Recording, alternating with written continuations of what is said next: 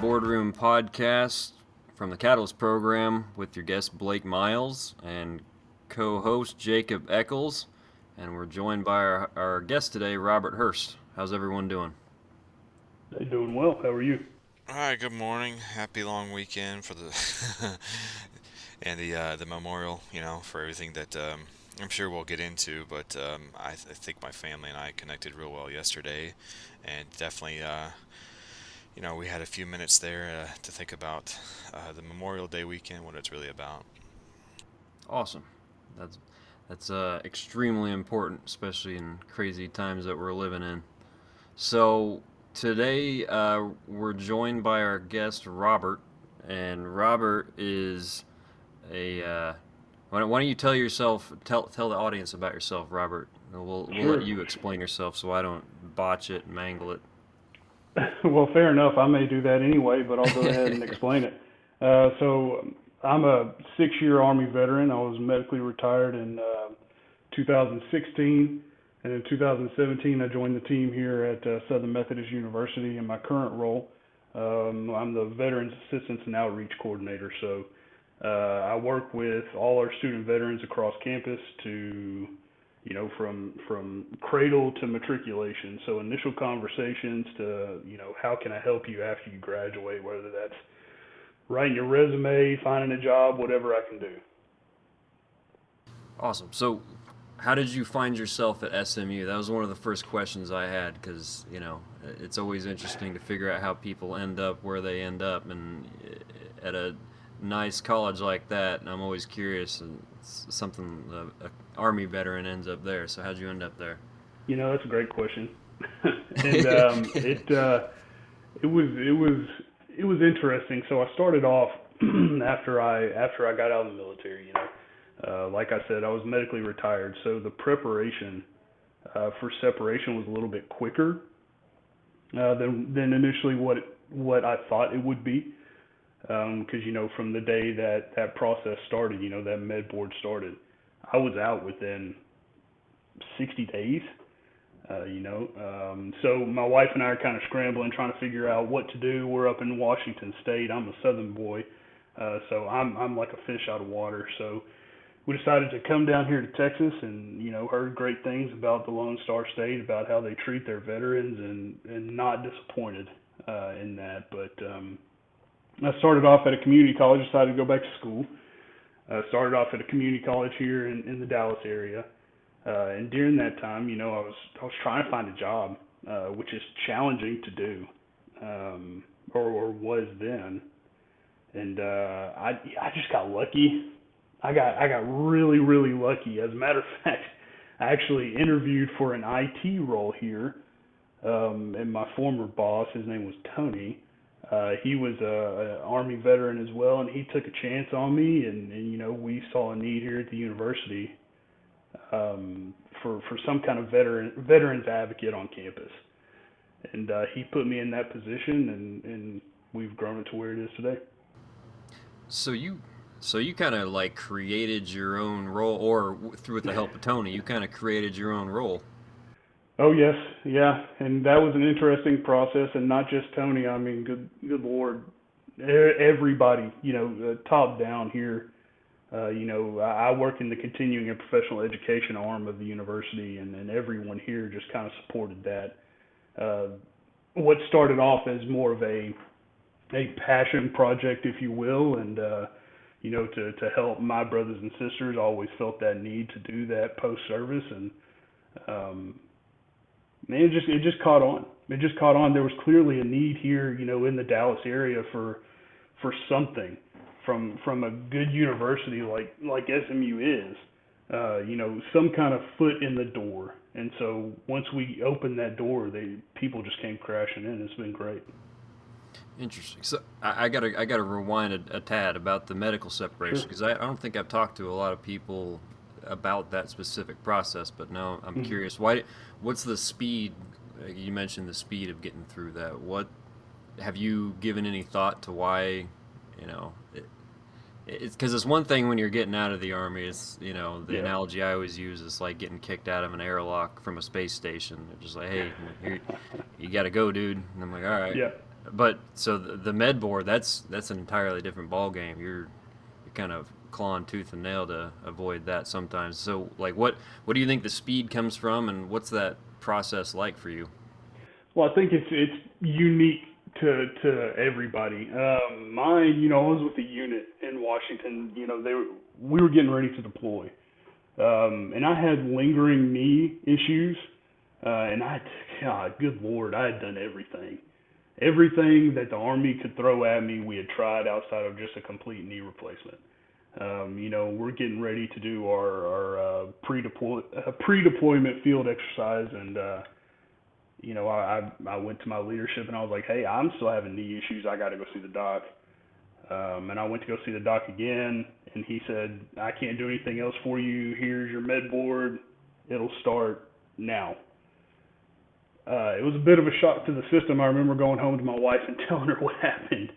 Uh, and I think she was blown away as well. So we kind of scrambled and went into preparation mode for what that's going to be like. But I will say up at Joint Base Lewis McChord, they did a good job of their med board team. From the docs to the lawyers. They did a good job of kind of walking me through the process of what it's going to be like. But like I said, it was really fast, really fast. Um, yeah, I don't know if that really answers your question or not. The speed, I think to really answer your question, the speed came from my unit was getting ready to deploy, Ah, and they just they wanted to make space for somebody else, which I understood. I was very supportive, and they were very supportive of getting me what I need, and then me kind of making the transition out. so in having conversations with other veterans that have gone through the normal out processing hoop jumping game. Like, what Hmm. what do you think is the biggest difference between the med board side and that side? Not necessarily your decision. I think is the Mm. biggest thing. I think, and I could be totally off base. I think whenever you make the decision to get out, you sign whatever, a 18 month or a to a 6 year contract. Um, there's an end date on that, and so you're coming up on that end date. A year, 2 years out, you can start preparing. Hey, as soon as I leave service, I want to apply to 200 jobs before I'm 2 months out. I want to apply to this college and get accepted 6 months out. Whereas in my case, I'm the med board process, it just happened fast, and so Mm. I didn't have the opportunity to apply to SMU. I had to go to a community college because that's they could get me in the quickest. There was no application process to a Yeah. community college. It was, hey, I'm gonna send you my stuff and I'll be there in February. I think it does. You talk about the various differences. I mean, I think mine was mostly a normal process, but like you mentioned the airlock. It was like an almost 2 year long tunnel of airlock where you see it, you know it's coming, and it's like dragging on. But particularly in my profession, they're like, "Hey, you're gonna go to Afghanistan one last time. We're gonna get you on the way out." And then Just for funsies. yeah, yeah. So you get back and you have less. You took that 2 month or that 2 year window, and you get back and you're like, maybe even like 6, 7 months left, and you're like, oh my gosh, like I have a mountain of paperwork and a checklist that I don't even know what this means, and they're like, yeah, yeah, just do this. So, despite the 2 years of preparation and knowing when it's coming, I mean, for me anyway, especially getting out, and this was 2013, it was like, we'll get you. They sent me to Afghanistan one last time, and I got back, and it was just sprinting. I would tell you the unique story for me is, I was trying to figure out how to do the Diddy move stuff, and we were going from Kansas to North Carolina, and my wife ended up getting a job where she was her company paid to move her. She had to sign like I think an 18-month contract or whatever. But the new company she had, they paid to move, and we're like, do it. Like I'm not going to the military, the travel office. If this company's gonna do it, then yes.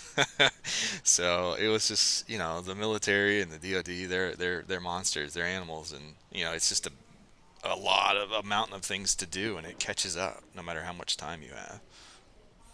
I tend to avoid thinking about the out processing, like just everything about that out processing situation. I like erase from my mind. It maybe is different back in because I out processed in 2007 from Joint Base Lewis McChord, and just I remember that checklist. That checklist is like I felt like Link going through and trying to save Zelda, and you gotta find the candle before you can go into the cave, and I hated that stuff.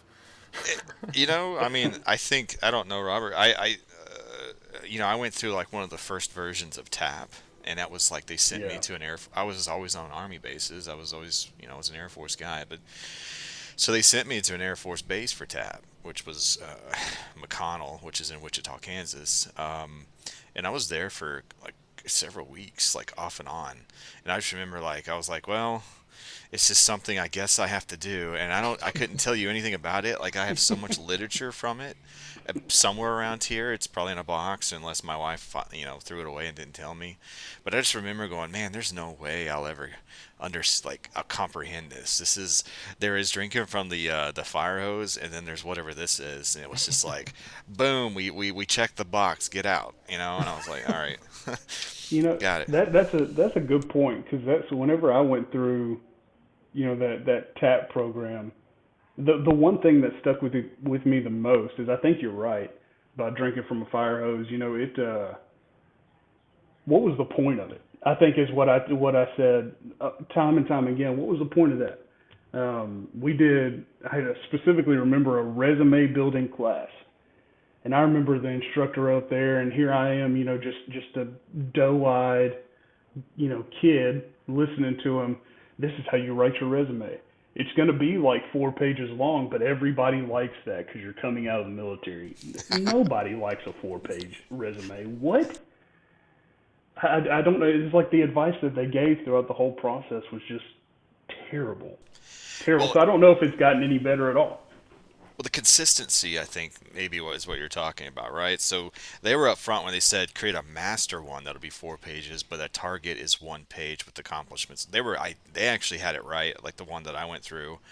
But I've heard other people that even went through that similar class like a year later, and it was a completely different format, where they said, "Oh, it's got to be this long or that long," or it was a consistency issue, right? And then they're like, "If you're gonna do a government one, then here's how you do that one." And it was another book, and I'm like, "No, no, I can't read that book, even if it's at night, like I'm trying to fall asleep. Like there's no motivation inside me that could ever make me read."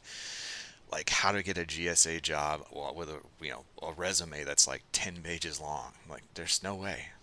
The one thing I remember was like, you're thrown into a classroom with everybody that is getting out at that time, and when like you're a toddler, you got the little game where you're trying to put the shapes in the hole. You got your star, you got your circle, you got your square, and your triangle. There's just a square, and you're just trying to jam a square in everything, and everyone's trying to fit the square in the the star in the square, and it doesn't matter what you are and what your background is. Is like you got one class, and that's we're just gonna check the block and get you out of here. At least that was my experience. It's fair That sounds because about right. yeah, I mean I was TAC P and I went to a normal Air Force base and it happened to be like an air refuel wing, right? KC 130 or this it's KC 135s, normal Air Force people doing normal Air Force jobs. And I say that and I'm indifferent to it. I always was, but like you get in there and they're like, "Oh, you're a TAC P guy. You're gonna have so much to put in your resume." I'm like, "No, I'm not." Like there's nothing transferable like on the surface. Like me calling in airstrikes is not a good appealing. If I'm going into like HR. Oh, you want to be an HR guy? You used to drop bombs on people. Um, there's the door. You know, it was like it's not gonna work. So, despite the cool, I was like, I have cool stories. I don't have a cool resume like for what they want. So that's a good. I think I'm just thinking of a good segue here, Robert. So like you're talking with SMU, you're talking with their, you're moving heaven and earth to create a new position, Hmm. and getting all these pieces aligned. What was that like in trying to explain your background and how that transferred over? Ooh. Well, I will say it certainly helped having, a supervisor who was also a veteran, because that's just a built-in advocate. Um, you know, I it was a little nerve-wracking at times, simply because you don't know it can go left or right on you real quick. You know, going to people and saying, "Hey, I know we've never done anything like this at this university that's been around for 100 years. Let me try this." There's a lot of room to succeed and a lot of room to fail, and so um, again, I just go back to the support that I had, throughout the top down, man. Everybody kind of bought into the mission, and I really had to sell, what this was going to be, what this process was going to be like, and having to sell it from a guy who had never done it before. So I pulled every resource that I could, talking to people, hey, what's been successful for you? Because I'm a big proponent of if it's not broke, don't fix it. If people are having success, you know, I hate the term recruiting, but we'll use it, recruiting veterans, you know, using a certain type of jargon. I'll do the same thing and just kind of twist it around to match what SMU has. And we did that for a little bit. And now we kind of have our own thing. But that was the process. I think it was more nerve wracking and a lot of work because I'm just a one man shop. I don't have anybody else. I mean, I had their support elements embedded throughout campus. Everybody has it as like a secondary or like a tertiary job to support veterans, in advising or processing benefits and stuff like that. And that's all I do. Hey, Robert, it might help Yeah, then, especially for the listeners, because oftentimes when we bring people on, it's like how to make the square peg fit in the hole, like as Blake's analogy put. What, yeah, in your Army life, I mean, what was your MOS? What did you do? yeah. Sure. No, yeah. We should definitely start there. So I joined with high expectations. I had a brother in the Marine Corps, and I wanted to be. I'm the youngest, right? And so I look at my brothers and I'm like, dude, I want to be just like my brothers. I walked into the Marine recruiter's office and just got blasted. I was like, hey, I'm here to join, and you got all these Marines looking at it like you're an idiot. Get out. Because I said, I want to be, I want to be, you know, in EOD. Can I be in EOD? They're like, no, get out. Walk over to the Army recruiter. They're like, heck yeah, dude. What do you want to do? And so I initially joined to do EOD, so 89 Delta. Went through the schoolhouse, in Alabama, and then got transferred down to Florida to continue that. It did not work out for me.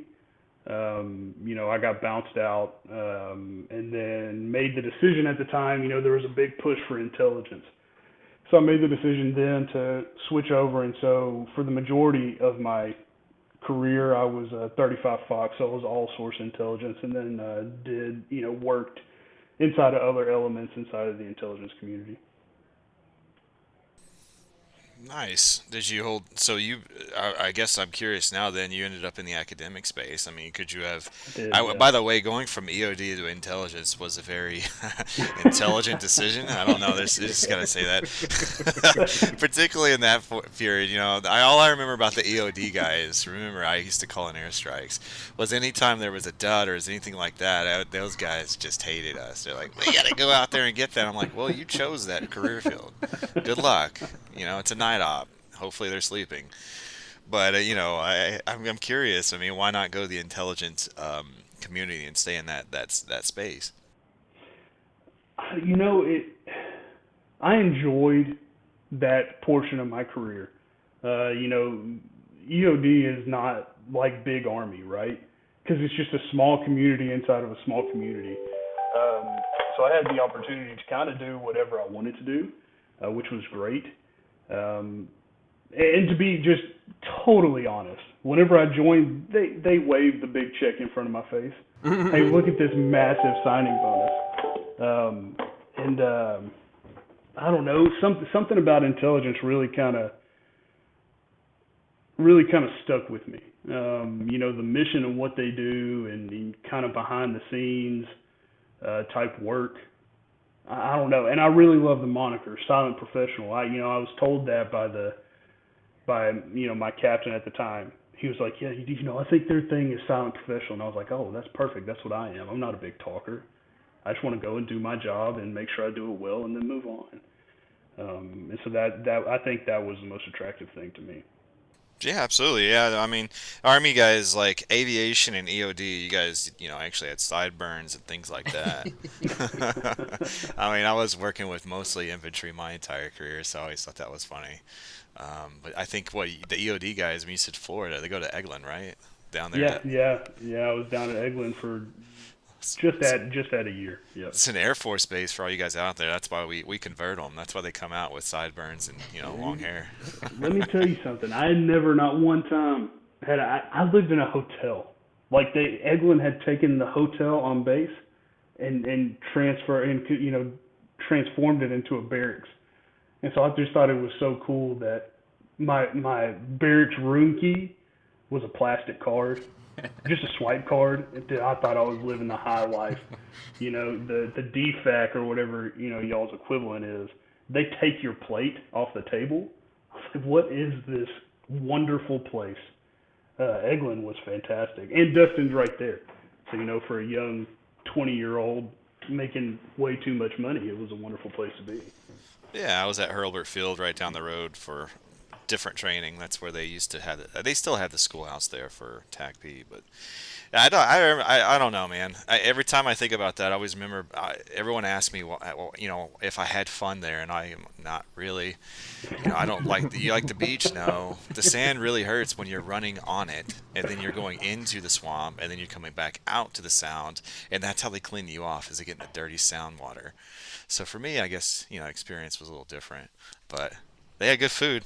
It's weird how the military takes everything in the civilian world that's fun and turns it into some sort of suffering. I've always wondered about that. How do they It's do not that? suffering; it's a training opportunity. It's just a change. I get it. See, you're way ahead of me, Jacob. That's the trick. You got to change your mindset. This is the There, NCO coming out of me. I'm there, mentoring you now. You're, there you're is a chance for a perfect quote right there. It's not suffering. It's an opportunity for training. You need to trademark that. Yep, it's not suffering; it's a training opportunity. I like this. We need to get on that. We need to write that Attitude, down. perception is fill in the blank. My only memory of Hurlburt, we got to go down there we went to Griffin Driving School with our team. That was a lot of fun, but that wasn't Hurlburt. Then we drove up to Hurlburt, and then I remember I got to load the 40 mic round. I got to fly in the AC-130 as we were doing call for fire drills, and I got to load 40 mic drills, and then the next day I watched what's there's a movie, and now I've lost the name of the movie. The So I'm gonna Transformers. no, it was no, Hitchhiker's Guide to the Galaxy. That was the name of the movie. So I watched Hitchhiker. I could only get our old medic to go with me to watch this movie on base, Hitchhiker's Guide to the Galaxy. He was the only one on the team willing to go with me. But that was my only memory of Hurlburt Field. That was a lot of fun over there. And we also learned the universal answer to every question, right? Yeah. Oh yeah. Yeah. Yeah. It's 42.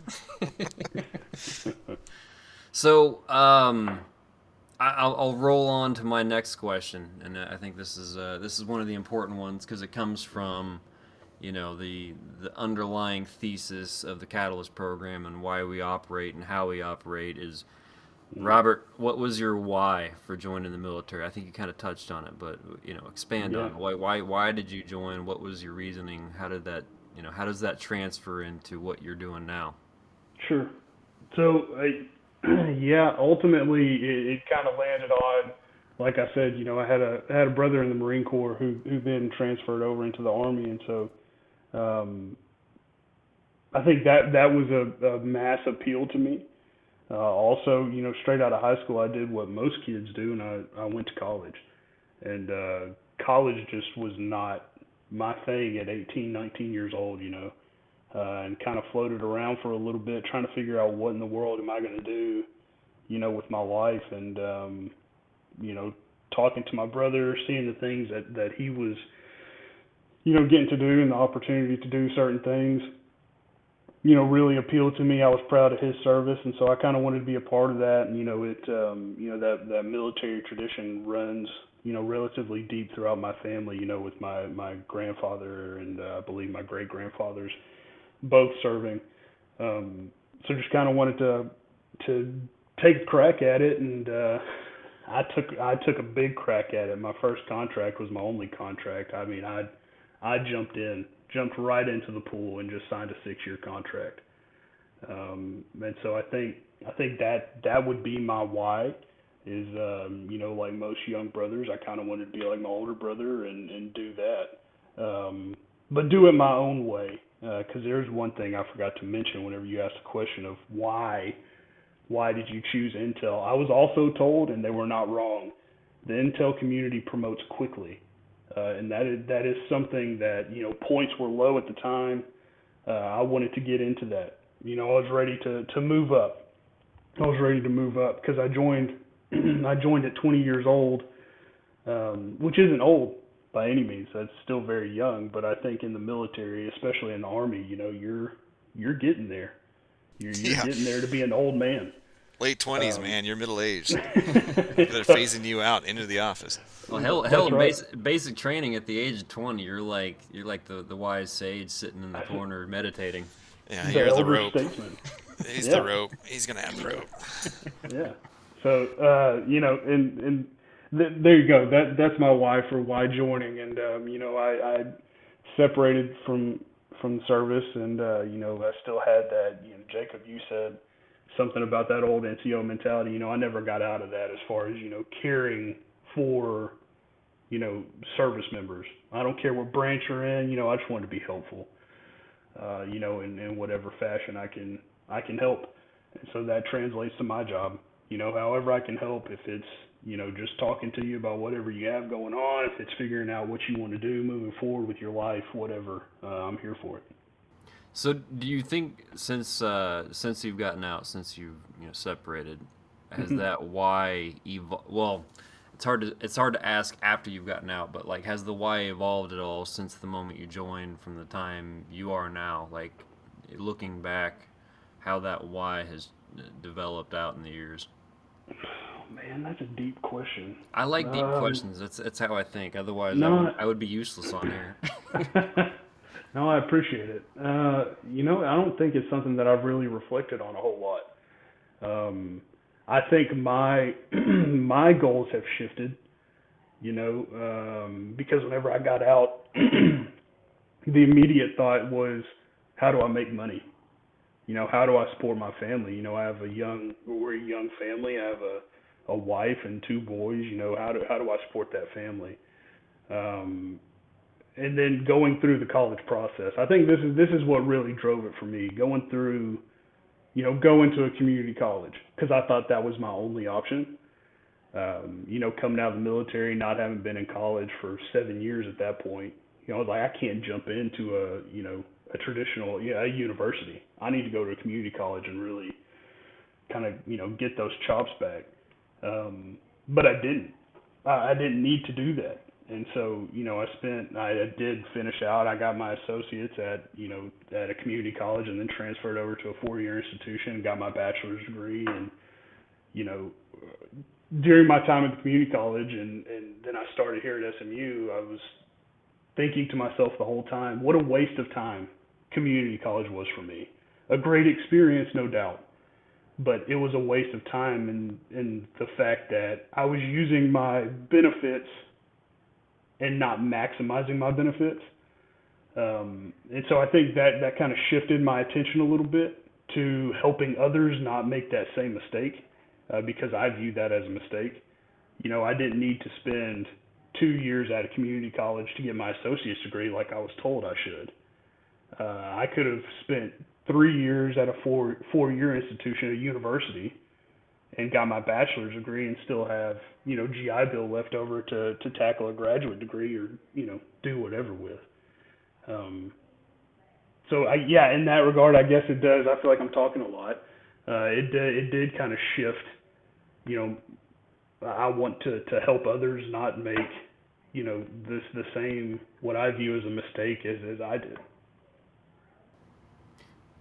So in the community college experience, like, Hmm. 'cause I went the same path. I went to community college, and I got my associate's degree. And that the one thing I always remember is like, why does it seem like every time I go and talk to the counselor, it's like it just gets longer and longer, and like it never seemed like Right. the finish line was always slightly ahead of where it was before, and it Yes.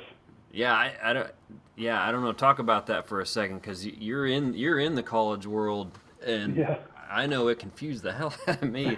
So maybe you got a better understanding of why that is. Man, I don't know if I have a better understanding, but personal experience and then professional experience, I think, has opened my eyes to a few things. You know, I'm here to help the student, but at the end of the day, this is still a business. Everybody's got to make money, right? We don't do this here at the university, but I will, go back to the community college time. I had a similar experience. I'd go into, they did have a veterans rep. I went into his office and I felt like I was kind of being shuffled around to do a bunch of courses that I didn't need to take to get me to an end point. Like I've left there with like 84 credit hours. You only need 60 for an associate's degree, right? Uh huh. So I'm wasting time and money. Um, and that's something, again, that is something that I try and help students with. Let's pick a path and let's stick to it. Don't don't shuffle around. Don't go left and right. If you want to experiment, if you want a psychology degree and you just kind of want to dabble, into education, take a couple education courses. That was a horrible analogy. Education courses at a university. Excuse me. Check. You We want got to it. We understand. you want to take biology or something like that, just kind of see what else is out there, do it. Do it, but don't waste your time. And I think that a lot of us, we get out, and the ones that are fortunate enough to get, your full GI Bill. At the time, I had 36 months. 36 months to utilize that, that supplemental income, so on and so forth. But nobody really told me how to best utilize that for myself. What was the end state of that 36 months that I had? And I just kind of looked at it as a paycheck for a long time, and not as, a means to an end. Where's the end of the yellow brick road? Is it an undergraduate degree, or am I just riding this thing out until my GI Bill's done and then I'm done with college? And I know there's quite a few people that are that way as well. I have quite a few veterans coming in, and their one question is, do I get benefits for taking this course? Uh, yes or no is my answer, but then I always follow up with, what are you trying to get out of the course? I think that's a more important question that we have to answer for ourselves is, what are we getting out of, what we're putting into it? That's weird. Our minds must have melded, because my next question is like, so what's the most common thing you see from veterans coming in to your office and asking questions about? All right, I want to go to SMU. I want to do blah blah blah. What does that look like? Yeah. What's the most common theme you see out of veterans, and either their lack of knowledge, I guess, for lack of better terms. What makes them more prepared? What makes them less prepared? I guess is what I'm asking. Yeah. So I don't know. I think the most common thing, if students do come into my office, is, I need help figuring out what to do. Hmm. You guys, we offer an extensive catalog of courses, and you have people coming in here and they're like, "Hey, I got a GI Bill. What can I do?" And just helping navigate that. Just having those conversations and trying to connect with the students to figure out, who they are, Mm. You know, what, again, going back to what their goals are, what's the end state for you? You know, what are you trying to do? And then we can navigate that together. I think that is probably the most common question that I get asked is, you know, hey, I have this GI Bill, I want to use it. You know, I'm looking to switch careers, or I'm just, you know, I'm getting ready to separate from service. What can I do? Or what's going to get me a job? That's also a common one, is what's going to get me a job? What, do I need a professional certification, or do I need to go back to school? You know, I think this is going to come back, catalysts and what we do as well, because I talk to a number of people every week who flow through our application process. And, I've talked to veterans who are like, oh, I have almost 3 degrees, but they don't have one. And I'm like, how is that possible? Well, I don't have a GI Bill anymore. I don't have the VRE. We're like, no, because you have almost 3 degrees, but you have no undergrad degree. Who did you talk to that deceived you, for lack of better words, and sometimes that's what it is. So I think, through our partnership with Indian Wesleyan and soon to be with SMU, I mean, it's good to hear you say that, because we as a company, our vested interest is in the experience of that candidate, of getting them through there to success. Sometimes it is blatant answers like, no, that won't benefit you. I know you want to take the basket weaving class, but it doesn't help you. And I'm making a joke out of it, but there's so many times you hear this. And thankfully, the education counselors with IWU, for example, are fairly communicative about what's going on with that process now. And we've got a process there, which if they hit a brick wall, or they start straying, then we bring them back. We start talking to them about why. What is your focus? Why do you want to Mm-hmm. do this? You need a degree. Okay, why? Oh, well, Mm-hmm. I think the engineering degree, but I'm not sure if I want to do that. I'm like, well, what are you trying to do? Well, I just, I want to do this job or that job. Well, it's an undergrad degree. Unless it's very specific, a business degree will take you into a lot of places. An engineering degree is very pigeonholed into a certain area. If that's what you want to do, that's what you want to do. But you need to make the internal commitment before, so your plan and your path is set. And if you need to deviate, you can, to a degree, but at one point, you just need to finish. Like, Yeah. do we need to drag you across, or what? But we want you to succeed. And, finding those partners in the academic institutions, like with SMU and yourself and, these other people, that's as important to us as anything, because it really comes down to making sure that candidate's taken care of. Because we could, Mm. I think you and I mean, just here shortly, we could talk dozens of times where I've talked to people and I'm like, whoa, who did you talk to that gave you this Yeah. information? Mm-hmm. Whether it's like illusions about what the benefits are, versus, why Mm-hmm. you're taking these courses, or even, like what they thought. Like, you're just like, ooh, who guided you down Yeah. this path? Let's get you back on track. Yeah. Wow. And it's Yeah. been like that almost every week. Yeah. That, you know, that is common, and I'm glad you brought that up. And I think that's what, you know, whenever I was introduced to Dan, you know, hearing his story and having a similar, you know, experience as he had whenever, you know, he started the Catalyst, and what y'all are doing now. I think that's what was so appealing, because I think that's a gap. You know, I think it's a disservice that we do to a lot of service members, is kind of, you know, going back to our, you know, your airlock analogy, is just kind of kick them out and, you know, fend for yourself. Depending on how long, you know, you were in the service, you don't think for yourself a whole lot. You know, things are pretty well laid out for you for most people. And so having that culture shock of freedom, that's scary. That's scary. And so having programs like the Catalyst coming down here, you know, to SMU, it's exciting because it's another opportunity to, you know, for not only, you know, fellow, you know, military veterans to kind of help you guide, but successful military people who have made that transition successfully for themselves and others. You know, y'all being there for them to help them figure out, you know, what their why is. Why are you doing what you're doing? We're pumped up about it. I mean, everybody here at SMU is excited for the program. It's great. I mean, and full disclaimer to everyone out there, another thing is too, not everyone's experience coming out is getting kicked out of an airlock. Sometimes No. people they make a connection with someone in the office, they have a VSO or someone that is just doing a fantastic job and get no recognition out there. Those are the people that if I when we find them, we latch on and say, what is your success? Who helped you? Who is the advocate? We want Mm. to get to know them. We want to be a part of that, or we want to promote Mm-hmm. them. We want to help you at the end of the day. So for those people that have landed on their feet, or for those people certainly that are they need to contact Robert today. I mean, for Robert, we'll put your information if you don't mind. At least we'll figure Mm-hmm. out which is okay to your office Sure. information in this post whenever we upload. That way, if you're out there and you're listening, you're going, Robert's the guy I need to talk to. Well, we'll get you directed to him. But for the other people out there that are doing fantastic work, and I hear success stories about veterans that come out.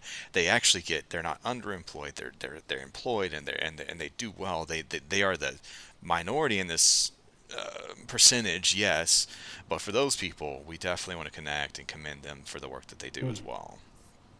Yeah, I think there's a number of for me, for example, part of my problem when I get out is I was only 23 when I separated out of active duty. So my perception of what the world was actually like versus what it was entirely, skewed. And my entire adult life at that point was on a special forces detachment, which is nowhere near what reality is like. And I remember guys, as I'm getting out, they're like, "Dude, you need to, like, start networking, start connecting with people on your way out the door." I'm like, "Nah, I'll be fine. I'm I'm gonna jump out of the airlock and I'll eventually land on a planet, and it'll be solid." And I think that was the biggest thing for me was realizing when I got out there wasn't a center of gravity that I was folding into. And I think, Jacob, you made a good point, is like there are people that do have good experiences getting out, and I think the biggest difference is that what are you getting out into? Like, who do you know that you've connected up with that is going to fold you into something that either develops into opportunities or helps you understand what opportunities actually even look like. And I think there's a big skewed perception of, and we had that conversation with Dan Halverstead on the last podcast. He was talking about the skewed perception of veterans. Like, you're 37 years old, you're almost able to retire, and at the age of 37, retiring for most normal people, that isn't even a concept. But if you enlist at the age of 17, it is possible. And you spend your whole life in the military. What you view as possible and potential are entirely different than the reality on the ground. It's it's a maturity process too. I mean, I am one of those guys that was like, that's the door to the airlock. I'm sprinting, like open it. I'll leap out, and it's not like I was disgruntled as much as I was like, I made a decision. I'm doing it. I did go over to Iraq and Afghanistan a lot, so I was also like happy about that, And I was like, all right, I'm done. Like, you guys can't even get me. I'm inactive. Like, there's no inactive reserve. There's no, pulling me back. I served, man. I did 10 years, so I leapt, and I know there's a lot of people that do. But then I spent, probably a year there. I went back to school that first year, and I just put all my effort into double, tripling classes. We haven't talked about this, but I mean, I did like 70 credit hours in about a year. And that's what I sunk my brain into because I needed something else. But, I was ready. I went right out of high school. Less than a month, I enlisted. This was 2003, but everything was cooking off, Afghanistan was already going. So that was an easy decision for me. I was not going to school. But 10 years later, I'm like, dude, I'm going to school. But I was ready. Maybe it was a maturity thing, right? Yeah, But I do remember I think that. Yeah. maturity is a very important word there, because Yes. looking back, I thought I was definitely more mature when I got out at the age of 23 than when I was when I was 17, because I did the same thing right out of high school, and I was definitely more mature. But it was I think it was the difference between like a college graduate versus a high school graduate. There's simply a higher level of maturity there just because you've been around a few years longer. And it was definitely a difference maker.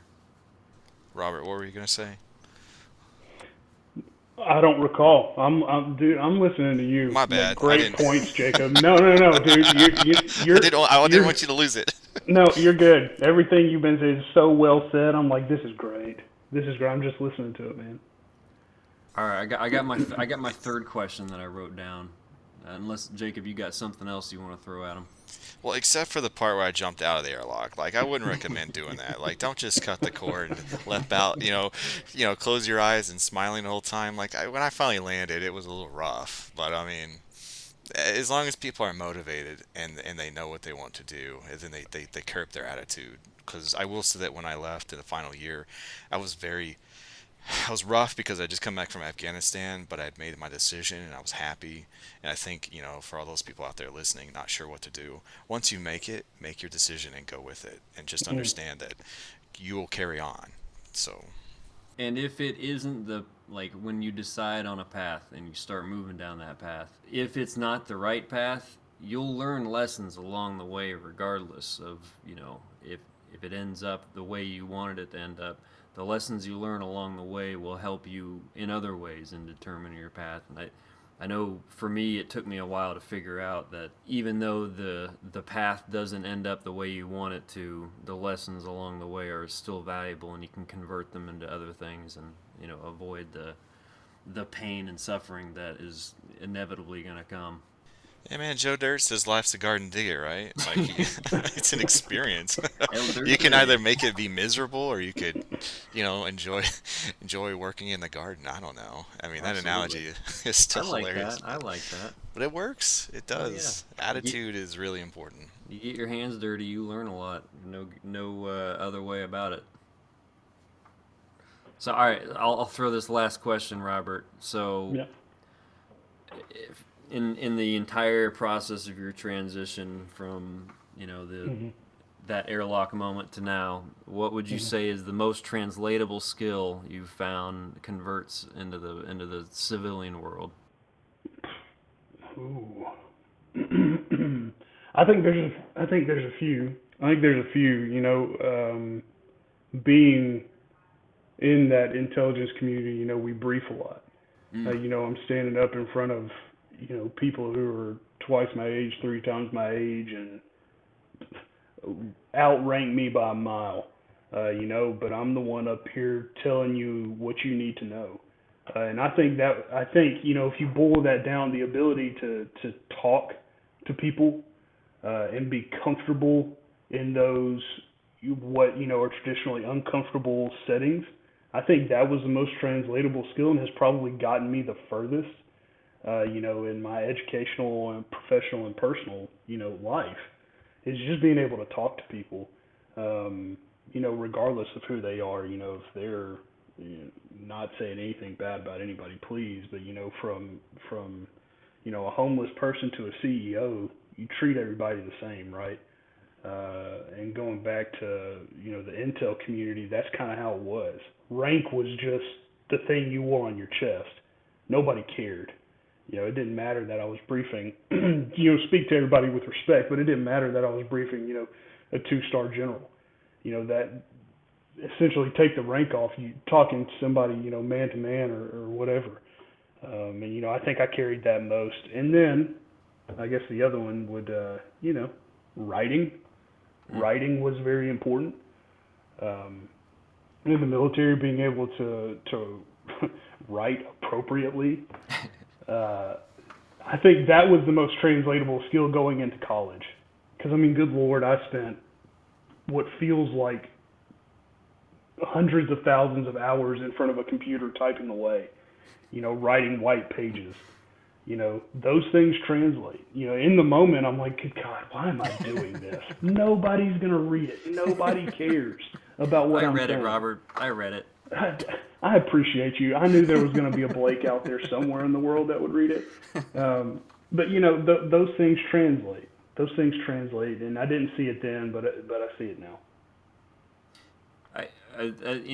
As you say that, because I ended up being the intel sergeant over in Iraq. I just got thrown into the role, and I did the exact same thing as doing the briefings and spending hours in front of a computer staring at Intel reports. I read your report, Robert. It was good, well written. And doing the reports on writing up new report, and those things definitely transferred over, and especially the being able to talk to anyone, man to man or man to woman, whatever, Hmm. and looking at them, it's like, what information are you providing? Is it valuable? Why is it valuable? And how does Hmm. it relate to me? Those things transfer anywhere you go in the world, and that mentality of, I know I bring some value to the table, and I want to know what value you bring to the table, and I'm not gonna prejudge who you are or where you come from, but I can figure out real quick whether or not you know what you're talking about, or whether or not you're just saying things just to say it. And yeah, I never actually thought about those two pieces of that puzzle before, but that's dead on. Jacob, what are you thinking? No, I'm just listening. Sometimes you just gotta listen. You can't learn things if you're always talking, right? Very true. Very true. But I do appreciate the insight from Robert, because that's absolutely appropriate as far as being able to speak intelligently and then being able to write as well, because those are going to be things that no matter where you're at, no matter what your job, you're going to have to do that. If you can, you're going to excel, because at the end of the day, it's still communication. We've Hmm. talked about networking and other skill sets that you'll need coming out. Well, if you stop and think about it, the veterans, especially if they've been in for more than a minute, they are writing. Maybe they're making bullet impact statements, and you're going to have to change that because no one's going to understand you. Yeah. You're certainly going to have to figure out how to get rid of those acronyms and other keywords, but it's not hard to change it from service members to employees, or a team to Hmm. whatever, and some of that translates. But Hmm. it's a communication thing, and maybe that's the biggest gap, is how to translate. And that's why I think we're all here having this conversation, and why we're in our respective roles, whether Robert at SMU or Blake and I at the Catalyst.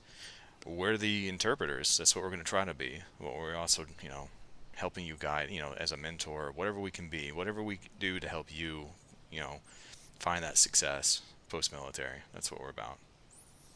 And then understanding those things that you bring to the table, and why they're valuable in the civilian world. You're right, Jacob. It all goes back to that translation piece. And Robert, it seems like you've figured that out. Going along the way too, is that how do I translate my skill set into the private sector? And it looks like you got a handle on it over there at SMU. Oh man, I tried, but I tell you right now, I mean, I've stumped my toe so many times, and I will. I think, yeah, and we kind of touched on it. Y'all touched on it a little bit, making those connections as you go out the door. Uh, you know, anywhere. Transitioning from service, you transitioning out of college, out of a job into a new career, whatever. Making connections is vital, because whenever we transition to new stuff, having the ability to reach out and speak to someone who's been there before, maybe not going through or doing exactly what you're doing, but who's been there before, and kind of give you a little tip. Hey, there's a rock there, don't step on that. That's extremely important. But again, I think it all boils down to your ability to communicate and connect with others. Yeah, that one's huge. And I think there is a problem in the veteran community about there's like an animosity that develops on going out the airlock, as it were. You Oh know, yeah. that, like, I think it all has to do with that inability to translate. Like, you're looking at the civilian world, and you realize you're not actually speaking the same language, even though you should be speaking the same language. And then there's that frustration that develops. I know I had it, and it took a while to eliminate that frustration, and convert it into something that was actually, uh, I guess, a motivation to change how I perceive things and how I communicate with others. And then it definitely got a bit easier.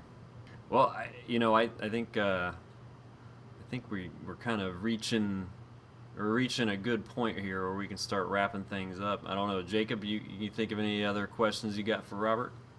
No, it's been a real pleasure speaking with you this morning, and valuable insight on what makes Robert Hurst tick. And like I Yeah. said, we'll definitely be promoting you, and then trying to get that information out to anyone there in the Texas area. Central Texas, North Texas. And I, wish you well in this endeavor. Definitely a good cause. Well, I appreciate that, and understanding me is kind of like jumping into a dark hole, I'm sure, but I appreciate y'all's time. This has been great. We're we're all in good company there because I don't, Jacob. I'm pretty sure you feel the same way. You want to understand what's going on in my brain. It's a deep, dark rabbit hole that leads to Neverland, and So many places to go with that, but I'll refrain. that's what I'm talking about. You know what I'm talking about, Jacob. Don't pretend like you don't. I'm sorry I do. I'm sorry I do. See, he gets it. So, all right. Well, Robert, you got any other? I'll throw this out there too, just so Yeah. everyone knows. SMU Catalyst program. The goal is we got a opening class coming up in August. Robert, you want to give any more details about it from your perspective, being on the inside over there? Yeah, this is something that we've been trying to bring in for almost a year now. We worked through the pandemic, and lockdown, and trying to bring the Catalyst down here to SMU, and we're very I can't explain how excited we are to get this going. Our first kickoff is gonna be in August. It's gonna 8-week program. We're going to have a combination of the Catalyst instructors and SMU professors coming in to teach, and just really excited. We'll start pushing out some marketing material here shortly. Excellent, and we'll be sure to put contact info for both us here at the Catalyst program and for Robert over at SMU. So if anyone out there wants more information, you can reach out, and if you want to jump in the program, feel free to shoot us an email. We'll get you lined up. All right. Anybody got anything else before we close this out? No, have a good day, good week, everyone. It's a pleasure. Yeah, thanks, guys. Well, thanks everyone. That was the Boots to the Boardroom podcast with your host Blake Miles and Jacob Eccles, and our guest today, Robert Hurst from Southern Methodist University. If you'd like some more information, please check out the links below, and we will see you next time.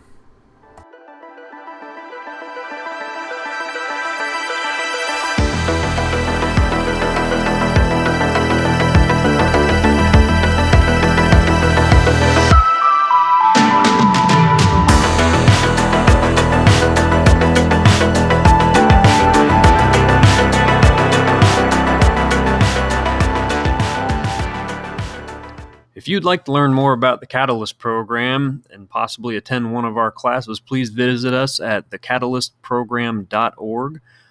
Or if you'd like to find out more about possibly being a guest on our show, you can email me at blake.miles@thecatalystprogram.org. Just let me know what you're all about, and we'll see what we can do.